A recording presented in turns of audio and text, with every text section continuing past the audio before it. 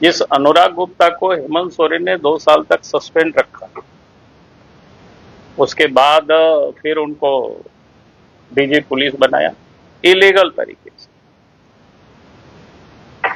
जो supreme court का guideline था कि यूपीएससी से जो सरकार ही नाम भेजती है, 4-5 नाम भेजती है, उसमें से 3 नाम शॉर्ट लिस्ट करके सरकार को वापस कर देती है, उसमें से फिर डीजी पुलिस की नियुक्ति होती है। लेकिन राज्य सरकार ने कुछ भी नियमों का पालन नहीं किया और फिर उनको डीजी पुलिस बनाया।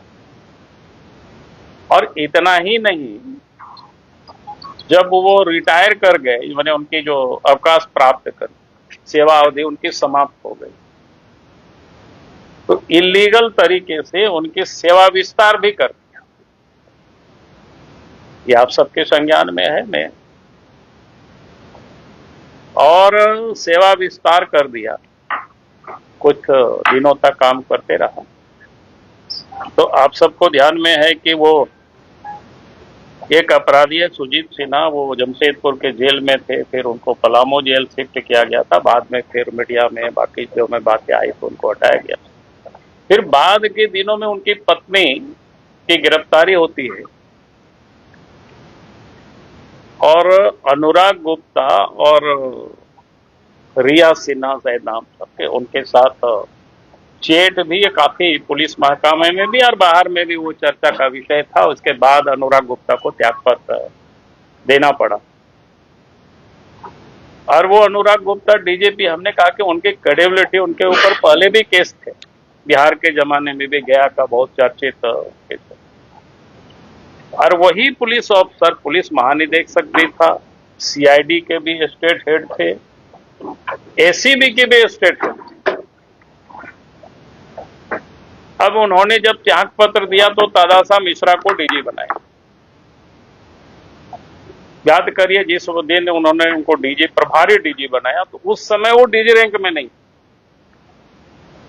पहले उनको डीजी प्रभारी दिया और इसके बाद डीजी रैंक में उनको प्रमोशन।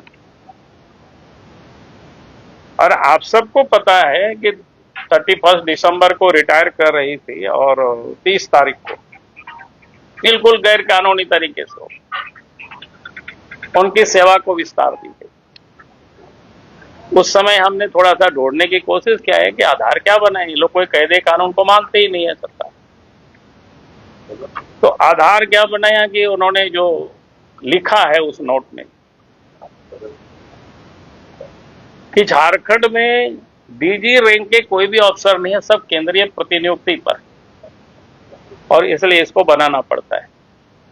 जबकि वास्तविकता क्या है, उस रैंक के एक भी पुलिस अफसर केंद्रीय प्रतिनियुक्ति पर नहीं है, सबके सब उस रैंक का पुलिस अफसर झारखंड में ही पदस्थापित है, इन्हीं विभागों में।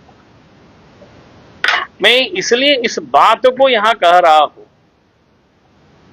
जहां सरकार अगर ऊपर से ही इस प्रकार की लोगों की नियुक्ति करेंगे, सेवा विस्तार देंगे, फिर लगाएंगे, तो फिर कानून व्यवस्था कैसे ठीक हो। आप इस धनबाद जिला का ही देखिए, कुछ दिन पहले कोई एसपी यहां हुआ करते जिसके विरोध में मैंने कई बार प्रेस कॉन्फ्रेंस किया था। क्या नाम था? संजीव कुमार। और लंबी समय तक कोयला की क्या चोरी हो रहा था वो सबको पता है, कैसे कोयला की लूट हो रही है वो भी सबको पता है। आज भी यहाँ के सीनियर एसपी एसएसपी के बारे में मैंने अभी यहां तो लग रहा है कि वर्दी वाला गुंडा और एक बिना वर्दी का गुंडा, मैंने क्या बोलते हैं उसको, एक दूसरे के पर्दे खोल रहे। यानी ये गठजोड़ देश के अंदर ही अंतरराज्यीय ही गिरोह ये नहीं है, बल्कि इंटरनेशनल गिरोह भी है। तो इसमें से हेमंत सोरेन क्या कर सकते हैं? हमने सरकार से कहा है कि भाई आप इस पूरे मामले को एनआई को जांच के लिए सुपुर्द कर दीजिए। ताकि एनआई जब जांच करेगी तो सब सच के सच होगा, दूध का दूध पानी का पानी हो जाएगा। कौन कौन लोग इन्वॉल्व है, किस प्रकार से आर्म्स भी यहाँ आतंकवादी गठजोड़, अपराधी जो गठजोड़ है कैसे, और उस गठजोड़ में पुलिस शामिल है। आप सब लोगों ने कुछ दिन पहले न्यूज में देखे होंगे या पोर्टल में या अखबार में, एक राहुल सिंह नाम करके व्यक्ति जो प्रिंस खान को क्या सब ये मदद करता था, शूटर उनके लिए व्यवस्था करता था, और उस शूटर को सरकारी बॉडीगार्ड आखिर किसने उपलब्ध कराई। और इतना ही नहीं बल्कि राहुल सिंह को आर्म्स लाइसेंस भी दिया गया। भाई सब जांच का विषय है कि नहीं, सरकार किसी के ऊपर जिम्मेवारी तय करेगी कि नहीं करेगी, लेकिन सरकार बिल्कुल मौन है। इसीलिए मैं कह रहा हूं कि आज इस प्रदेश के अंदर में अगर कानून व्यवस्था बिगड़ी है तो बिगड़ी नहीं बल्कि बिगाड़ी गई है। ऐसा टेंटेड अफसरों को महत्वपूर्ण जिलों में पदस्थापित किया जा रहा है, प्रदेश में पदस्थापित किया जा रहा है, फिर कैसे कानून व्यवस्था ठीक होगी। आज भी जिनको एसीबी के डीजी बनाया, एसीबी के प्रमुख बनाया गया है, प्रिया दुबे, उनकी पति पत्नी के ऊपर केस है, आप सबको पता ही होगा।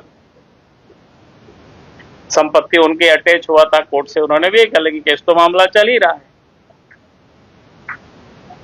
और अनुराग गुप्ता के जमाने से शराब घोटाला में कितने लोगों की गिरफ्तारी हुई, ताबड़तोड़। उस समय लग रहा था कि यार 2022 में हमने मुख्यमंत्री को पत्र लिखा तो ये गड़बड़ हो रहा है।